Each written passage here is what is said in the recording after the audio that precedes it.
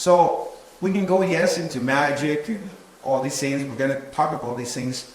But that means that when you try to manipulate another human being, when you try to control another human being, when you try to control your husband or your wife, when you try to manipulate your husband or your wife or your children, when you try to manipulate everyone around you, you are partaking in what? Witchcraft.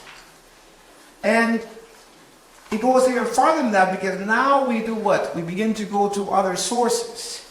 We begin to open up now to, psychics, mediums, you name it, all these wizards and witches and you name it, healers. And we begin to open up to these things because we think that if they have power to give me what I want, then I will be able to control my environment or my life or the outcome of my situation, right? So that means that I'm going to another source other than God to get what I want, to control my life, to manipulate the circumstances of the people around me so that I can get the result or the outcome that I wish to obtain. Yes or no? Right?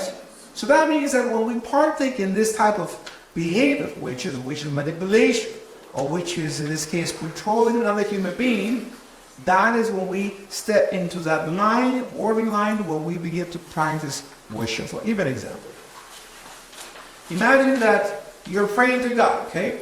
And we say, God, please let that man fall in love with me.